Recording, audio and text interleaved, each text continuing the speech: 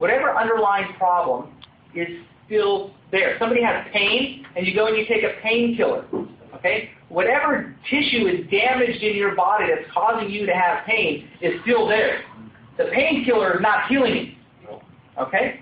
And what happens a lot of times is the painkiller gives people some false sense of ability to do things. So now they go to work, and they work and they start lifting heavy things again, and they're still destroying and damaging those tissues that are there, not allowing it to heal. Pain to me I think is a good thing. It's kind of our warning, our check engine light, that says, hey, slow down. That's what God gave us. God gave us pain to say, hey, slow down. You shouldn't be doing this. Okay? So I think pain is a good thing, right? I don't want to suppress that pain. I want people to have it so they know what their limits are in a lot of ways. But when we look at most drugs, if we take somebody with high blood pressure and they take a medication, a vasodilator, to lower their blood pressure, okay? Well, what we're doing is we're making the pipes bigger. Right? We can go down to Larry's Plumbing down the street over here and ask Larry what happens if you replumb somebody's house and put bigger pipes in the house. Okay? He'll tell you, lower water pressure out of the sink. Okay? But the question is, why did the person have high blood pressure? Let's not just take the symptom away. Let's ask why. So when we're going and we take things like Sudafed or NyQuil or whatever other medication, over-the-counter medications for colds and flus, we're suppressing our immune system. That's why we don't have the runny nose. The runny nose that you have, the cough that you have, that's your immune system functioning to help you rid yourself of the virus or whatever it is that's inside you. That's your body flushing it out. Right? If we stop that, okay, maybe we don't have to deal with the symptom that we don't want to deal with because it's annoying to us, but you're also stopping your immune system's ability to deal with the infection. All right? So we don't want to look at, we have so many people out there that go to medical doctors, they try to get drugs to suppress their symptoms, they don't get any help.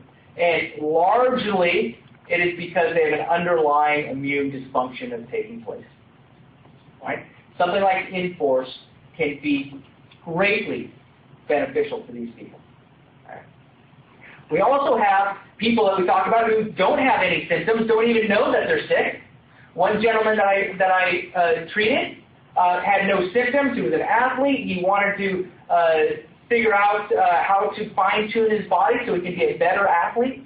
He worked at a Whole Foods in their vitamin section in the Whole Foods. He took every supplement known to man. He got it for free from anybody who he wanted to get it free from. And he thought he was like the healthiest person on the face of this earth. Right? I know the people that worked for him, and I talked to them. They also said that he was the meanest, nastiest person in the world to work for. Okay? So we started working him up. We found out that he had some type of chronic immune dysfunction going on. We worked on his immune system. His comment to me was, wow, I didn't realize how sick I was. He goes, the world feels like it's been lifted off my shoulders. Wow. The people who worked for him came up to me and said, what did you do to him? Because he's now the nicest person in the world to work for. So we have a whole host of people who don't even know that they're ill, and they are very ill. All right? Then we also have a group of people who we know who are getting sick all the time, fighting things they can't get rid of. It's another great group of people that can benefit from InForce. And then we have people like myself who I have no known immune issue going on that I am aware of. Doesn't mean I don't, but I'm not aware of it. Right? But I take 9 a day because I don't want to be in that position. Amen. Okay? I'm going to do everything I can today so I'm not in a position of where I am ill and I'm fighting the battle to get better. I'm going to do everything I can today to position myself so I never get in there. And so one of the things that I do for that is I take 9 InForce a day. All right.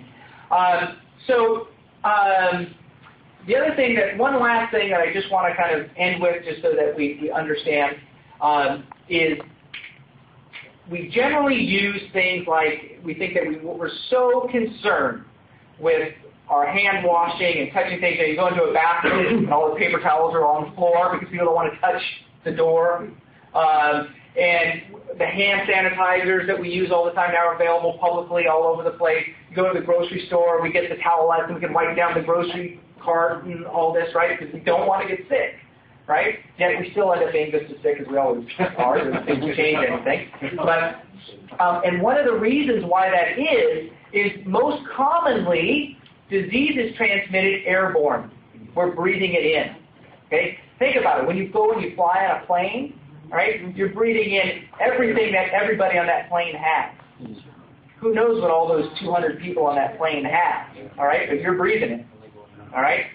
So when we look at things that are getting into us from an airborne state, all right, that's bypassing our body's kind of main. Actually, do you know the number one, the first line of defense that your body has as its immune system? Skin. Skin, absolutely. The skin, you guys heard this before. So that didn't count. Your skin's your number one defense. So the way I kind of think of it is, let's say you had a knife, and that knife had a bacteria on it, and you lay that knife down on your skin, you're not going to get an infection.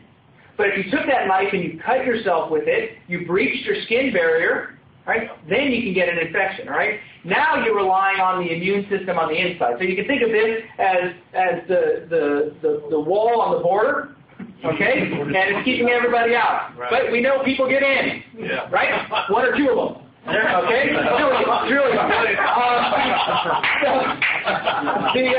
So they get in, and when they get in, we have to have another line of defense. Okay? Our immune system is that line of defense.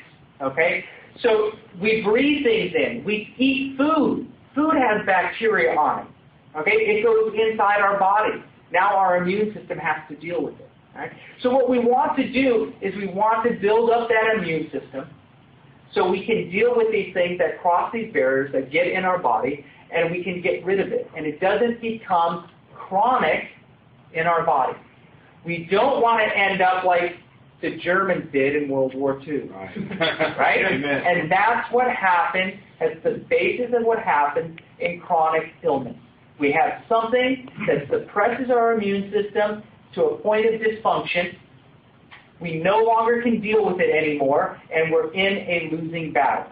We end up in a medical setting to try to take care of it, and we end up on medications that suppress each and every symptom that we have, but it doesn't take care of the underlying problem.